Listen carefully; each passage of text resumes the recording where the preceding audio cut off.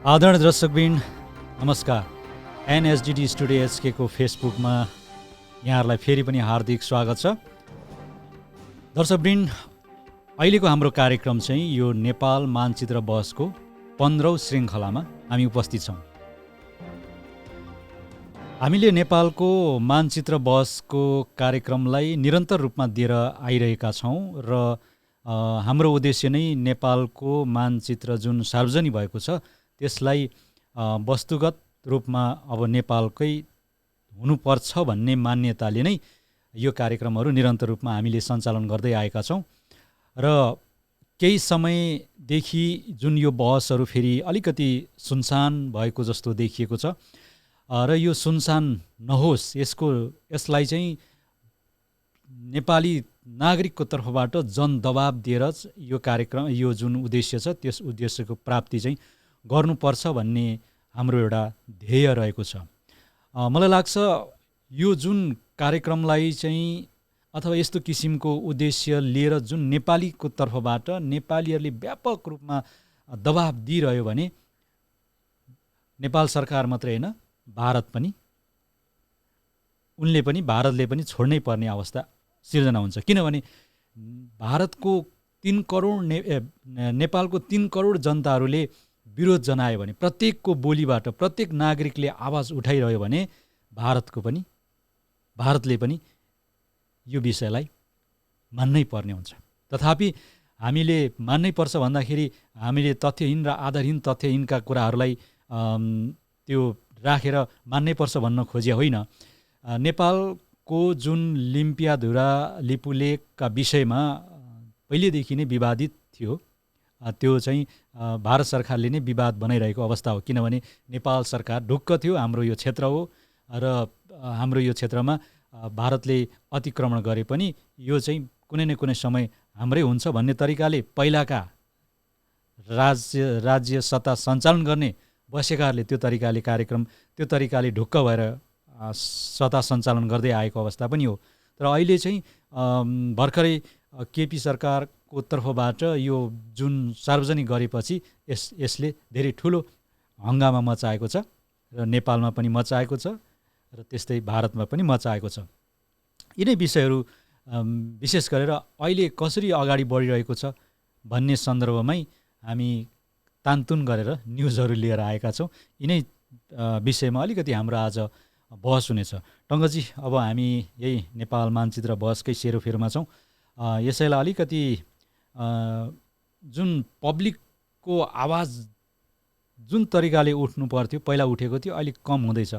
यसले कतै यो बहसलाई चाहिँ पछाडि हटाउने हो कि भन्ने खालको कुराहरू चाहिँ हाम्रो नजरमा देखिएको छ अथवा हामीले त्यो तरिकाले देखिरहेका छौँ। यहाँलाई चाहिँ कस्तो लाग्छ? हजुर, नमस्कार। म नेपाल मानचित्र बहसको सहकर्मी प्रस्तुता टङ्क सम्माम्पी र अहिले हाम्रो इन्द्र लक्ष्मणजीले राख्नुभएको कुरा लगभग सत्य जस्तै साबित हुन लागिरहेको छ र त्यो चाहिँ सत्य रूपमा अगाडि नबढोस् र हाम्रो बहसले चाहिँ थोरै मात्रामा चाहिँ नेपाली रान्तिकर्मीदेखि लिएर नेपाली जनता लगायत भारत सरकारलाई पनि ड्यासिङ दिने काम चाहिँ हामी लगभग यो सानो समाचार अथवा मिडियाबाट चाहिँ लगातार आफ्नो कार्यक्रम अगाडि बढाइरहेछौँ। हामीले यसलाई ठुलो भनिरहेको छैनौँ। आवाज चाहिँ सानैबाट पछि ठुलो भएर जान्छ। जुन आवाजहरू चाहिँ निरन्तर रूपमा भइराख्नुपर्छ भन्ने नै हो हाम्रो उद्देश्य। त्यो हिसाबले पनि हामीले यो चाहिँ निरन्तर रूपमा अहिले 15औं श्रृङ्खलामा आइसकेका छौँ आज। र आज चाहिँ हामी लगभग यो नेपाल मानचित्र बहसको सामान्य पेरिफेरीका कुराहरू राख्नेछौँ र जुन अहिले इन्द्रजीले भन्नुभयो कि अहिले नेपालमा यो नेपालको सीमा विवादको कुरा चाहिँ लगभग चाहिँ साम्य जस्तो भएर गइरहेको स्थिति छ। जुन बेला चाहिँ एउटा चर्को आवाज आइरहेको थियो, त्यो चर्को आवाज चाहिँ अहिले मथर हुँदै गइरहेको अवस्था छ। त्यो अवश्य पनि हो। किन भन्दाखेरि नेपाल चाहिँ अहिले एउटा सत्ता बाँडफाँडको खिचातानीमा चाहिँ चुर्लुममा डुबेको हुनाले त्यो कुरा चाहिँ आइरहेको छैन।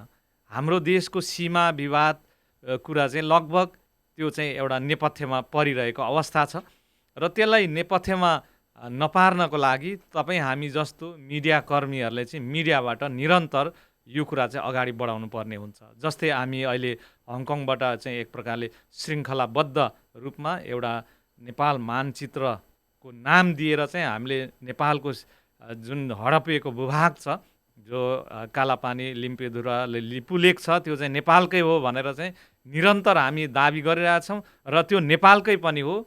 र जुन बेला नेपाल सरकारले भारतीय नक्सामा समावेश भएको जुन थाहा नपाउनु पनि एक प्रकारको विडम्बना नै हो। त्यो कुरा चाहिँ तपाईँ हामीले निरन्तर आफ्नो सीमा कहाँ के कति छ, कुन रूपले भइरहेछ, त्यहाँ वार्षिक रूपले चाहिँ हेर्नु पर्ने हुन्छ। वार्षिक रूपले चाहिँ लगभग अब हाम्रो चाहिँ नक्सा छ त्यो पनि चाहिँ अपडेट गर्नुपर्ने स्थिति हुन्छ।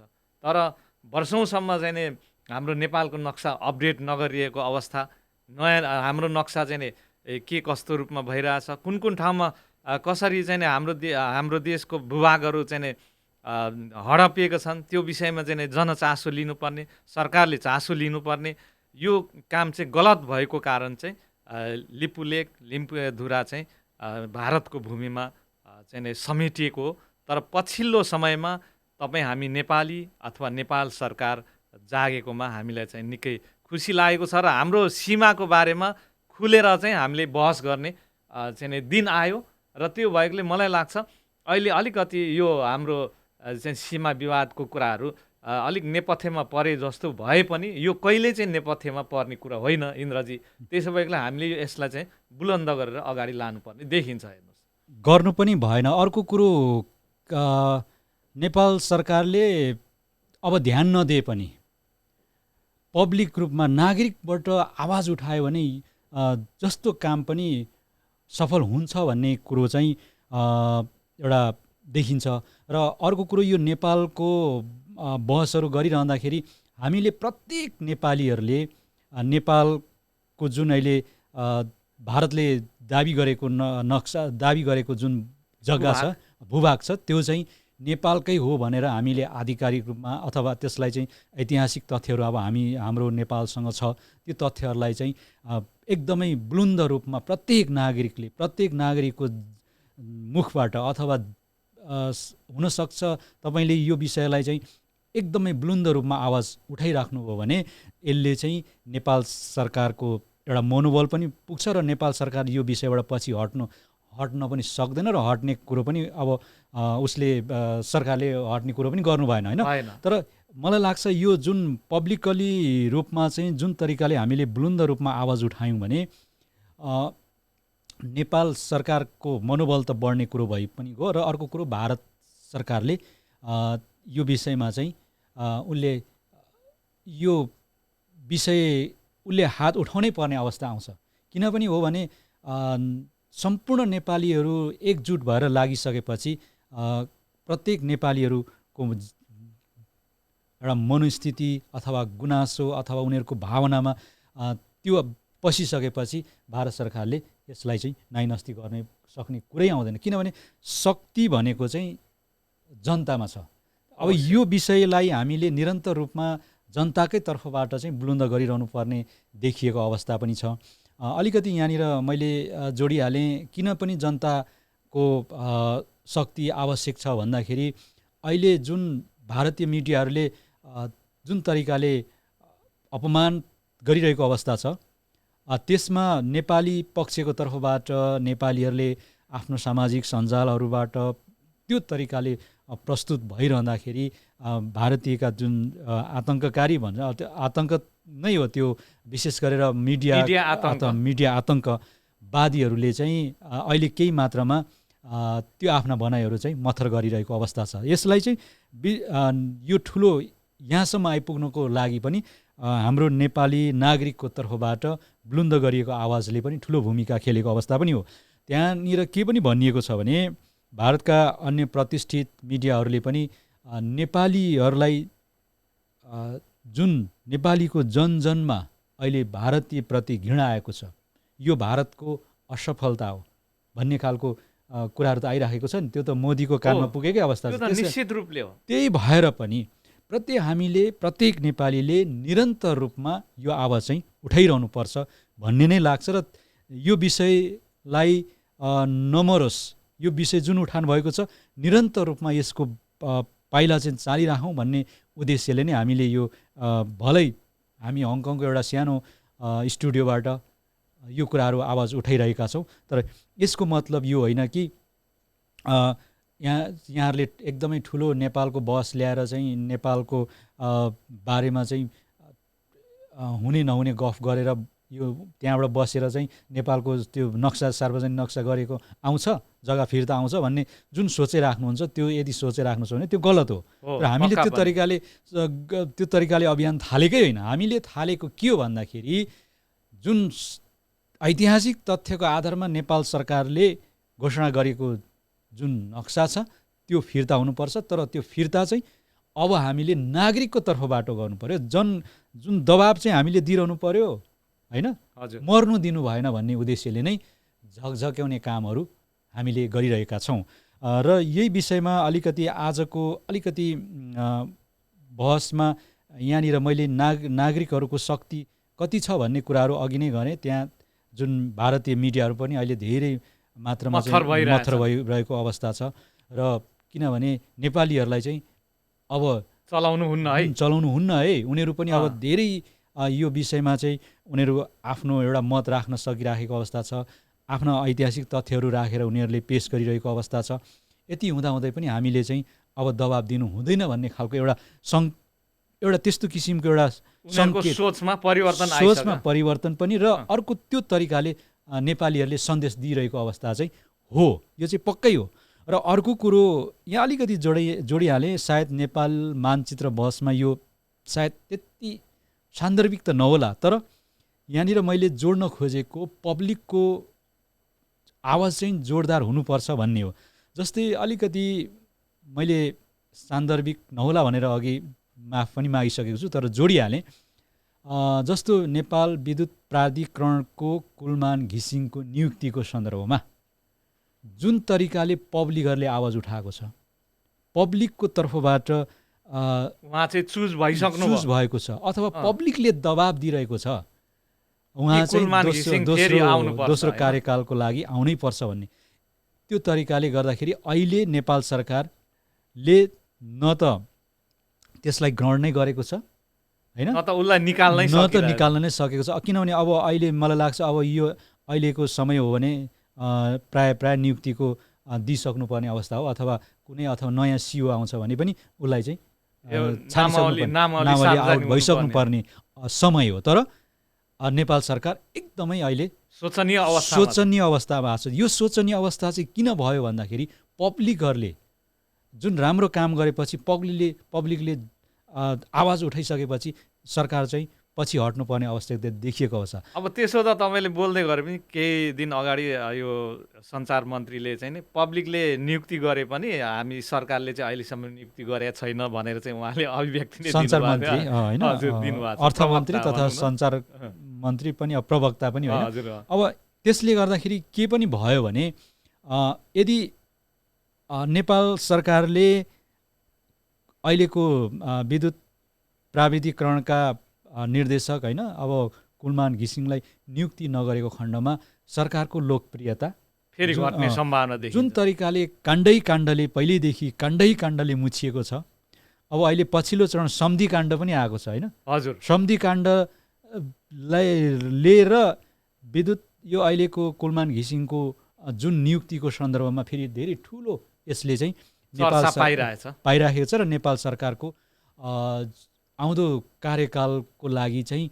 लज्जास्पद पनि हुन्छ। र अर्को कुरो त्यस्ता सक्षम व्यक्तिलाई देखि नेपाल सरकारले आफ्नै मात्रै ल्यायो भने आफ्नै पोल्टो, आफ्नै नातेदार, आफ्नै भान्जा, आफ्नै सम्धि, आफ्नै छोराको बुहारीको ज्वाइँहरू मात्रै नियुक्ति गर्ने परिपाटी जुन विगत कालदेखि नै थियो, त्यसलाई नै यो अवस्थामा दोहोऱ्याएमा नेपाल सरकारको असफलता देखिन्छ। मलाई लाग्छ यो कोरोना भाइरसको कारणले गर्दा सायद पब्लिकहरू सडकमा नआउन पनि सक्छ। तर कतिपयले भनेको छ यदि कुलमान घिसिङलाई नियुक्त नगरे यहाँ सडकमा आगो बालिन्छ भन्ने खालको आएको छ। मैले यहाँनिर केनिर जोड्नु खोजेको भने पब्लिकको आवाज भनेको आगो हो होइन। पब्लिकले सही निर्णय गर्छ जुन भन्ने कुरा मान्यता नै अहिले सर्वाधिक मान्यता रहेको छ। त्यस कारणले गर्दा अहिले जुन हामी पब्लिकहरूको तर्फबाट नै यो नेपालको जारी भएको नक्सालाई चाहिँ निरन्तर रूपमा फोकस गरिरहँ भन्ने नै मैले त्यो सन्दर्भलाई जोडिरहेको अवस्था हो। हजुर, अब यो अभिमत छ नि, यो चाहिँ के हो भन्दाखेरि विश्वव्यापी मान्यता नै हो। किनभने सरकार त आखिर जनताले बनाउने न हो, जनताले भोट दिएर गएर त्यहाँ चाहिँ सत्ता सञ्चालन गर्ने हो भने जनताको अभिमत चाहिँ किन लागु हुँदैन त? पक्का हुन्छ। किन भन्दाखेरि जनताले चाहेको अथवा यो सरकार भनेको नै जनताले बनाएको सरकार हो क्या। तर सरकारले जनता बनाउन सक्दैन नि, तर जनताले सरकार बनाउन सक्छ होइन। हो त्यो भएको कारणले मलाई लाग्छ अब यो जुन हाम्रो यो नेपाल मानचित्र बहसमा हामी निरन्तर सीमा विवादको कुरालाई कसरी चाहिँ मिलान गर्न सकिन्छ र आफ्नो भूभाग कसरी लिन सकिन्छ र कस्तो प्रकारको दबाबहरू हामीले दिँदाखेरि चाहिँ त्यो कार्य चाहिँ सुचारू रूपमा अगाडि चाहिँ सरकारले गर्न सक्छ, त्यो विषयमा हामी निरन्तर बहसमा छौँ। किन भन्दाखेरि यो बहसले नयाँ कुराहरूको अथवा नयाँ गर्नुपर्ने कामहरूको चाहिँ नि दिशा पत्ता लगाउने काम गर्छ र हामीले थोरै मात्रामा भए पनि त्यो दिशा पत्ता लगाउनको लागि चाहिँ सामान्य निर्देशको काम चाहिँ हामी गर्न सक्छौँ कि यसले केही कुरा चाहिँ हाम्रो दिमागमा ल्याउन सक्छ कि भन्ने हिसाबले पनि यो कार्यक्रम हामी अगाडि बढाइरहेको छौँ। जस्तो टङ्कजी अहिले भर्खरै मात्रै परराष्ट्र मन्त्री होइन प्रदीप गेवालीको अभिव्यक्ति केही समय अगाडि पनि आएको थियो। त्यो अभिव्यक्ति लिएर अहिले भारतमा ठुलो हङ्गामा भएको छ। जस्तो त्यो पनि राष्ट्रियताका सँगकै कुरा आयो होइन। जस्तो 1947 मा जुन त्रिपक्षीय सन्धि भएको थियो, हजुर, त्यो सन्धिमा जुन नेपालीहरू त अब पहिल्यैदेखि 1816बाटै अब त्यो नेपाल र इस्ट इन्डिया कम्पनीको युद्ध ताकादेखि नै त्यसमा चाहिँ सरिक हुँदै आएको थियो होइन। अब त्यसको आफ्नै एउटा इतिहास छ। त्यो कालखण्डमा हामी अहिले नजाउँ। तर जुन 1947को सन्धि पछाडि यसलाई वैधानिक रूपमा भारत भर्ती गर्ने चलनको वैधानिकता दिएको थियो। त्यो वैधानिकताले अब चाहिँ यसलाई तोडिनुपर्छ, अब चाहिँ भर्ती बन्द गरिनुपर्छ भन्ने आशय नै प्रदीप गेवालीको रहेको छ। र यसले अब उता भारतमा अब 30-35 हजार अहिले पनि वर्तमान रूपमा कार्यरत छ भन्ने कुराहरू आइराखेको अवस्था छ होइन। अब भारतले पनि यो विषय जुन तरिकाले यसलाई चाहिँ निकै ठुलो इस्युको रूपमा यसले बनाइराखेको अवस्था पनि छ। अब साथसाथै मानचित्र बहसकै यो पेरिफेरीबाटै आएको विषय भएकोले हामीले यसलाई यहाँ जोड्यौँ। जस्तो त्यस पछाडि प्रदीप गेवालीको भनाइ के रहेको छ भने जस्तो पहिला भारतले 1962मा चीनसँग युद्ध गर्यो, 1967मा पनि गरेछ। त्यस्तै पाकिस्तानसँग 1967, 1965, 1971, 1979मा जुन तरिकाले युद्ध लडेको थियो त्यसमा सम्पूर्ण नेपालीहरू प्रयोग भएको थियो। यो चाहिँ नेपालीहरूको लागि एउटा हितको काम भएन भन्ने खालको कुराहरू चाहिँ उनको अभिव्यक्ति आएको छ। यो अभिव्यक्ति पछाडि अब कतिपय हाम्रै गोर्खा रेजिमेन्टका अथवा अहिले बालवालाहरूले पनि यो विषय त्यति पछाएको देखिएको छैन। र अब भूतपूर्व गेस्टहरू हुनुहुन्छ होइन, भारतीय भूतपूर्व सङ्घहरू हुनुहुन्छ, उहाँहरूले पनि त्यति धेरै सकारात्मक गरेको देखिएको अवस्था छैन। अब यो विषयलाई अलिकति हामी कोट्यौँ, बहस गरौँ होइन। यसले आउँदो दिनहरूमा यो कसरी अगाडि बढ्छ होला भन्ने लाग्छ तपाईँलाई? हजुर, अब यो एउटा हामी गम्भीर विषय हो। तर यो गम्भीर विषय हुँदाहुँदै पनि हामीले यस्तो चाहिँ हुनुपर्छ, यस्तो भयो भने हुन्छ कि भन्ने खालकोसम्म हाम्रो एउटा मत राख्ने हो। तर यो मत राख्दै गर्दाखेरि यो मत नै तपाईँ यही मत हुनुपर्छ भन्ने तरिकाले नबुझिदिनु होला। तर यो मत लिएर तपाईँहरूलाई हामीले बहसमा उतार्न खोजेका मात्रै होइन। हजुर। होइन, अब तपाईँको आफ्नो मत के रहन्छ? अब यसमा चाहिँ मेरो अलिक फरक खालको मत रहेको छ। खास गरेर यो के अरे ब्रिटिसदेखि लिएर इन्डियाको भर्ती चाहिँ लगभग बन्द हुनुपर्छ भन्ने खालको मान्यताको म व्यक्ति पनि हुँ। किन भन्दाखेरि नेपालको यो सन्दर्भमा चाहिँ किन भन्दाखेरि अब यो बन्द भएपछि एक प्रकारले नेपालमा हामीले चाहिँ आफ्नै तरिकाले एउटा सङ्घर्ष गरेर अनि सत्तासम्म पुग्ने कामहरू एक प्रकारले भने राष्ट्रियतामा मजबुत हुन्छ त्यो हिसाबमा मैले हेरेको। तर अर्को रोजगारीको हिसाबमा भने चाहिँ थोरै पक्कै पनि घाटा लाग्छ। किन भन्दाखेरि हाम्रो विरासत चाहिँ जुगौँ जुगको छ क्या, जो कि जसको कारणले चाहिँ नेपालका आदिवासी जनजातिहरू चाहिँ सत्तामा पुग्न सकिरहेको छैन। जबकि राम्रा राम्रा चाहिँ दिमाग भएका, राम्रा ज्यान भएका, लड्न सक्ने क्षमता भएका सबै चाहिँ विदेशमा बिक्नुपर्ने स्थिति आइरहेछ। अब त्यो स्थितिले गर्दाखेरि नेपालको राज्य सत्ता चाहिँ लगभग अरूको हातमा पर्न गएको छ। अब यो कारणले गर्दाखेरि चाहिँ भर्तीहरू बन्द हुनुपर्छ भन्ने मेरो मान्यता हो। र अर्कोतिर भारतमा चाहिँ नेपाली सैनिक किन चाहिँ दिनुहुन्न भन्ने कारण चाहिँ मेरो अर्को एउटा मत यस्तो छ। यदि नेपालले भारतलाई जब सैनिकहरू दिइन्छ, जब उसले चाहिँ आफ्नो देशको सुरक्षाको लागि चाहिँ ढालको रूपमा प्रयोग गर्छ, आफ्नो देशको सैनिक उसले बचाएर हामी चाहिँ एउटा ढालको रूपमा उत्रिन्छौँ। हुन त अहिले चाहिँ ब्रिटिसले पनि ढालकै रूपमा प्रयोग गरिरहेको छ, सिङ्गापुरले पनि ढालकै रूपमा प्रयोग गरिरहेको छ। तर हामी त्यो कुरा नबुझिरहेको छौँ। त्यहाँ मर्नेको सङ्ख्या त नेपाली नै छ नि। यदि ब्रिटिसले चाहिँ फोकल्यान्ड टापुमा चाहिँ गोर्खा आर्मीहरूलाई नै पठायो, अफगानिस्तानमा चाहिँ गोर्खा आर्मीलाई नै पठायो, उसको आफ्नै आर्मी त छ नि, तर पहिलो चरणमा दौडिने त गोर्खा आर्मीहरू नै रहेको छ। अब आएर भारतले नेपालसँग लड्नको लागि चाहिँ हाम्रै आर्मीहरू युज गर्न सक्छ क्या। अब हामी नेपाली बिच चाहिँ लड्नुपर्ने छ। जस्तै अहिले लिपुलेक, लिम्पियाधुरा र कालापानी, अहिले कालापानीको जुन एउटा गढ छ त्यहाँ चाहिँ सबै नेपालीहरू ल्याएर राखेको छ। अब के हामी नेपाली बिच लड्ने त त्यो के अरे सीमा ल्याउनको लागि हो? यो चाहिँ तपाईँ हामीले नेपाल सरकारले चाहिँ बुझ्नु जरुरी छ र हामी नेपालीले बुझ्न जरुरी छ। र अहिले जुन एउटा परराष्ट्र मन्त्रीले जो बोलेको छ त्यो चाहिँ मलाई लाग्छ त्यो एउटा धेरै सकारात्मक कुरा हो। र तपाईँ हामीले यो विषयमा हो हाम्रो रोजगारी त घट्ला, त्यो अर्कै कुरा हो। तर हामी जहिले त्यसले विदेशीको मात्रै गुलाम भएर त भएन नि त। हाम्रो आफ्नो देशको लागि चाहिँ के योगदान दिने, जबकि सारा जीवन नै विदेशमा हामी बिताइदिन्छौँ होइन?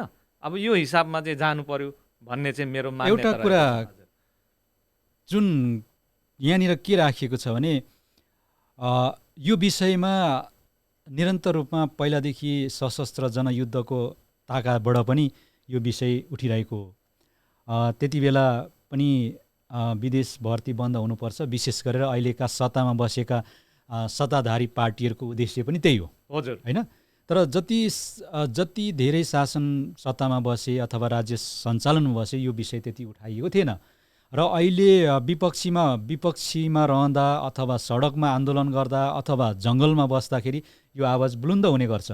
जस्तो अहिले विप्लवले पनि यो आवाजलाई उठाइराखेको छ। अहिले चाहिँ भूमिगत भन्दा पनि उसलाई चाहिँ नेपाल सरकारले उसको हरेक गतिविधिलाई चाहिँ नियन्त्रण गरेर अर्धभूमिगत नै छ होइन? उसका जति पनि पार्टी कार्यकर्ताहरू सबै अहिले नियन्त्रण गरेर पक्राउ परिराखेको अवस्था छ।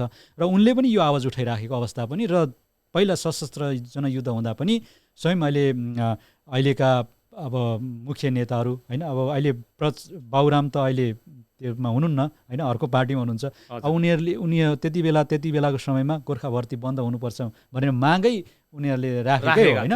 तर जब सत्ता चलाउने डाडुपन्यु चाहिँ चलाउने आफ्नो हातमा आइपुग्दाखेरि यो विषय बिर्सिन्छ, मत्थर जान्छ र बिर्सिन्छ। तर अहिलेको वर्तमान सरकारको तर्फबाट अलिकति यो विषयलाई चाहिँ मुद्दा बनाएर अगाडि बढेको चाहिँ मान्नुपर्छ। जस्तो प्रदीप गेवालीले जुन कुराहरू राखेको छ यो सरकारको तर्फबाट पहिलो रूपमा चाहिँ आएको हो क्या। योभन्दा अगाडिको सरकारको तर्फबाट यो कुराहरू पहलै भएको थिएन। र अहिले नेपालको नक्सा पनि सार्वजनिक गरेको फेरि वर्तमान केपी सरकारको तर्फबाट ओलीको एउटा मन्त्रीमण्डलको तर्फबाट नै भएको छ। यो तर विगतमा धेरै कुराहरू गल्ती भएका छन्, गल्ती गरेका छन्। महाकाली नदी सन्धि गर्दाखेरि ब्रुक ब्रुक उफ्रेर हाम्रो केपी ओलीले साइन गराएको भन्ने कुराहरूको आएको छ र महत्त्वपूर्ण भूमिका उनकै छ भन्ने कुरोहरू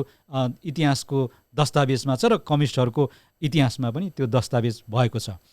तर अहिले आएर यो एउटा राम्रो काम गरेको छ, त्यसले यो काम गरे यदि सफल भए त्यो उनको जुन विगतमा लागेको त्यहाँ दाग लागेको थियो त्यो चाहिँ मेटिन्छ भन्ने नै हो। यदि यो जुन अहिलेको विषयलाई उठान गरेको छ यसलाई चाहिँ सफल गरेको खण्डमा अवश्य पनि केही न केही त्यो मेटिने सम्भावना चाहिँ देखिएको छ। र अहिले प्रदीप गेवालीले जुन अभिव्यक्ति दिएको छ यो सरकारको तर्फबाट पहिलो अभिव्यक्ति हो भन्ने चाहिँ मलाई लाग्छ। र अब यो अभिव्यक्ति उहाँहरूले दिनुभयो, यसलाई चाहिँ निरन्तर रूपमा बहसमा ल्याउनु पर्यो होइन। अब साथसाथै बहसमा ल्याउँदै गर्दाखेरि अब अहिले एक प्रकारले नेपालको तर्फबाट जो भारतमा एउटा चलाइराखेका जुन वर्तमान अलिकति माथिल्लो तहमा बसेका हरू पनि होलान्। तर मलाई लाग्छ अलिकति यहाँनिर बुझ्नुपर्ने के पनि छ भने गोर्खा रेजिमेन्टमा अहिले लाग्छ भारतीय गोर्खाहरू पनि अब ठुलो सङ्ख्यामा भर्ती भएको छ र भारतीय गोर्खाकै जो भर्ती होलको रेजिमेन्टहरूमा चाहिँ ठुल्ठुलो पदमा उहाँहरू नै हुनुहुन्छ होइन। अब यता वार्ता गर्ने नेपालकै नामबाट जानुभएको हो नि त, गोर्खा त नेपाली हो नि त, आखिर भारतकै व्यक्ति भए पनि अलिकति कम्प्लिकेटेड क्या यहाँ हेर्नुहोस् है। अब हामीले बोल्दै जाँदा पनि कम्प्लिकेटेड भयो यहाँ होइन। जस्तो अब भारतीय गोर्खा रेजिमेन्ट भनेर भनिएको छ, अब त्यसमा भारतकै हाम्रा नेपालीहरू पनि त्यहाँ माथिल्लो तहमा पुगेको हुनुहुन्छ होइन।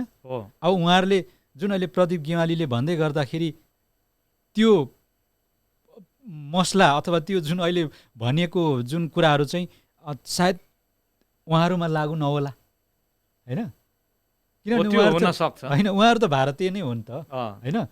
तर उहाँले चाहिँ जुन छ नि भारतीय भए पनि नेपालीको नाम त बिकाएर आउनु भएको छ नि त उहाँहरूले।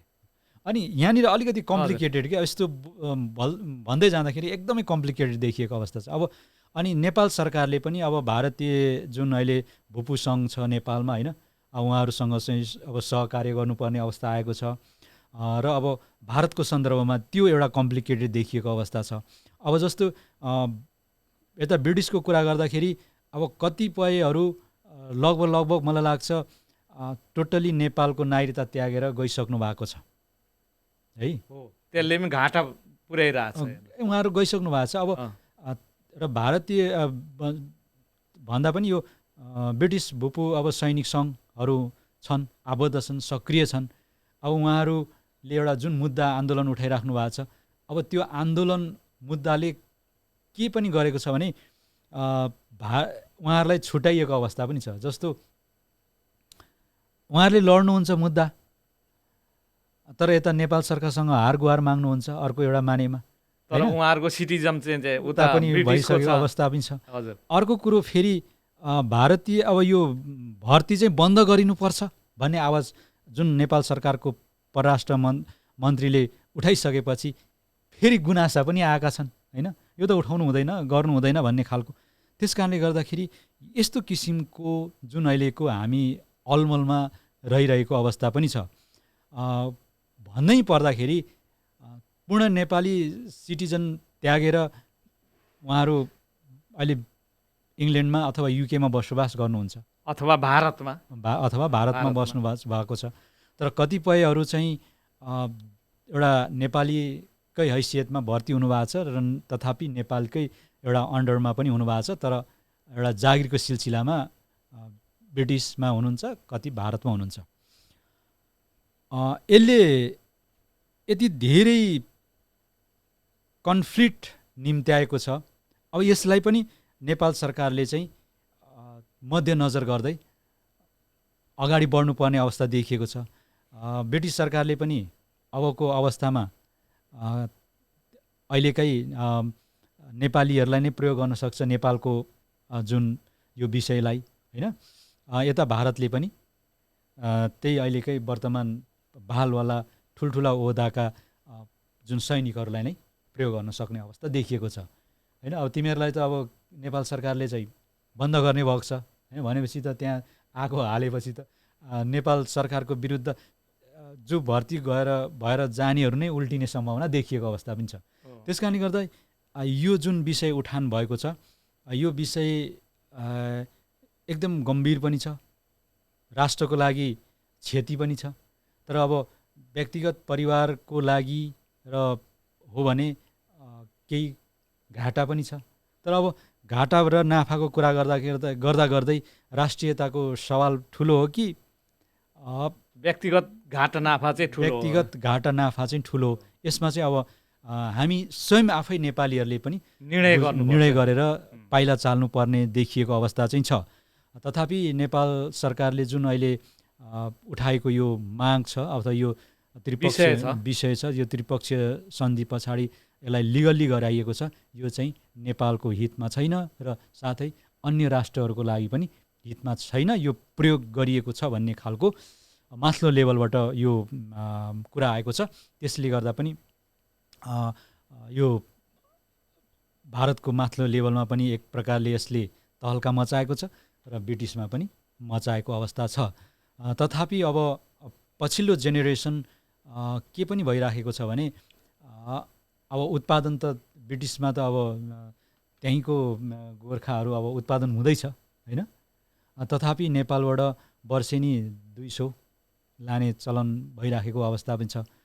अनि अब सिङ्गापुरमा पनि त्यस्तै 150, होइन। हजुर, लगभग 350-400 जना चाहिँ प्रत्येक वर्ष पलायन भइराखेको अवस्था छ। अब भारतको तर्फबाट भन्ने हो भने लगभग 2500-3000 को हाराहारीमा प्रत्येक वर्ष भर्ती हुन्छ भन्ने आँकडा निस्किराखेको अवस्था छ।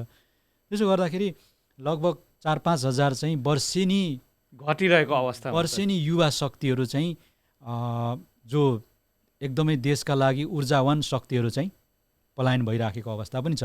त्यसमा शक्ति मात्रै होइन, ज्ञान भएका, बुद्धि भएका, अब कोही जिउको फिटनेस भएका, कोही डक्टर भएका, कोही इन्जिनियर भएकाहरू पनि गइराखेको अवस्था छ। त्यसले चाहिँ नेपालको राष्ट्रियतामाथि ठुलो क्षति पुर्याइरहेको सिधै आकलन गर्न सकिन्छ। र अर्को कुरो जुन अलिकति जोडौँ, विविध जात जातिको आन्दोलन पनि नेपालमा छेडिराखेको अवस्था पनि छ। अहिले भर्खरै हिजोस्ति हामीले राष्ट्रिय झन्डाका कुरा पनि गऱ्यौँ, त्योसँग पनि जोडिएको अवस्था छ, होइन। विविध जात जातिहरूको सङ्ख्याहरू जो अलिकति तीक्ष्ण बुद्धि भएकाहरू अब त्यसरी पलायन भइसकेपछि र एकदमै युवा शक्तिहरू पलायन भइसकेपछि परिवार पनि पलायन हुन्छ। परिवार पलायन भएपछि सङ्ख्या उतै उत्पादन हुने भयो। नेपालमा त सङ्ख्या घट्ने भयो नि त, होइन। सङ्ख्या मात्रै होइन नि, आर्थिक रूपले पनि कमजोर हुने भयो नि त। नेपालले जनशक्ति उसलाई दिने, लास्टमा पैसा कमाउने बेलामा उतै रहने। जबकि जस्तै युके आर्मीमा जब लाग्नुहुन्छ नि, उहाँहरूले चाहिँ युकेमा बस्ने चाहिँ प्रमाण पाउनुहुन्छ अथवा सिटिजनसिप पाउनुहुन्छ।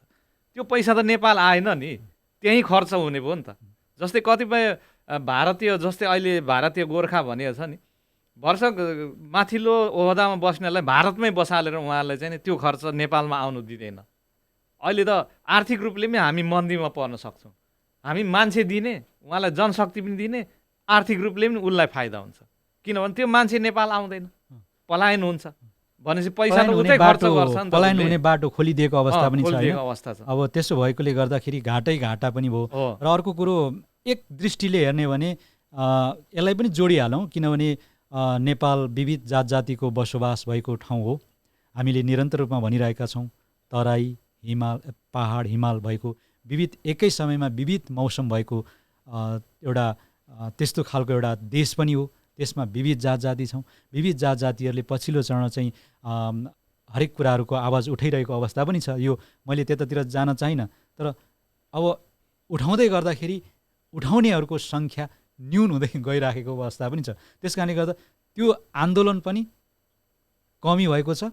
त्यो आन्दोलन चाहिँ कतातिर कमी भएको छ यो तपाईँहरू समक्ष नै हामीले छोडिराखेका छौँ र आजको अब हाम्रो यो नेपाल मानचित्र बहस आज चाहिँ हामीले यो बहस छेडेका छौँ र मलाई लाग्छ यो बहस चाहिँ निरन्तर रूपमा उठोस्, आवाज आओस् भन्ने तरिकाले नै यो हामीले चलाइराखेका यो कार्यक्रम पनि हो।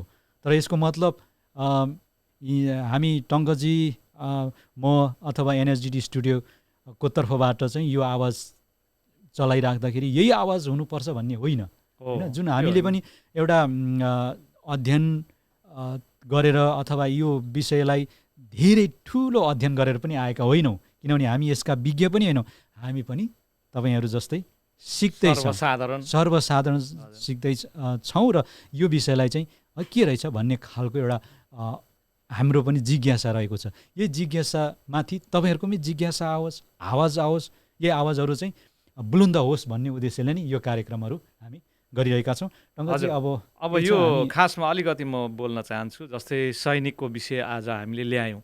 अब तपाईँलाई लाग्दो होला कि सीमाको कुरा गर्दा गर्दै सैनिकको कुरा कसरी आयो त? अब सीमा भन्न साथ सैनिकको कुरा आउँछ। हेर्नुहोस्, सीमालाई रोक्ने, देशलाई चाहिँ बचाउने भनेको सैनिकै हो।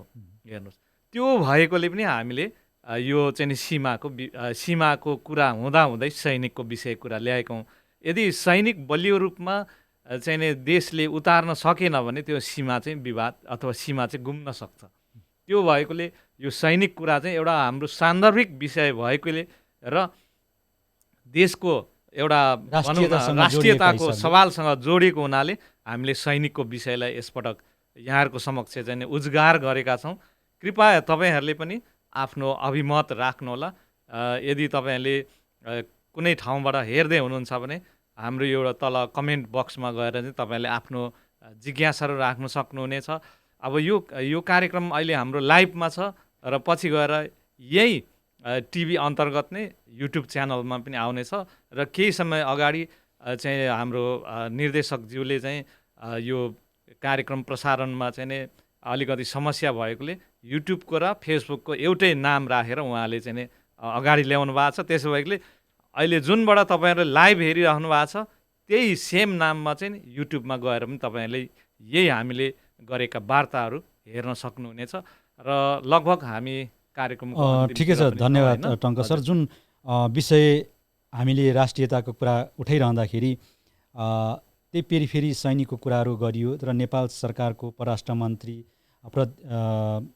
प्रदीप ग्यावालीबाट पनि त्यो कुराहरू गइसकेपछि अलिकति कम्प्लिकेटेड देखिएको छ। कुनै पनि देशको सैनिक र त्योसँगको विषय सायद सिधा होला, तर हाम्रो विषय यति गम्भीर छ जस्तो कि 3टा देशसँग कुरा गर्नुपर्नेछ, त्यसमाथि त्यहीँ भर्ती भएर गएका जुन व्यक्तिहरूसँग अथवा उहाँहरूको सङ्घ अथवा उहाँहरूको सङ्गठनसँग कुरा गर्नुपर्नेछ। त्यसमा पनि त्यहाँ परिवारसँग कुरा गर्नुपर्नेछ। यो एकदमै यो विषय धेरै ठुलो गम्भीर विषय हो, तर हामीले आज यो विषय उचालेका छौँ, निकालेका छौँ।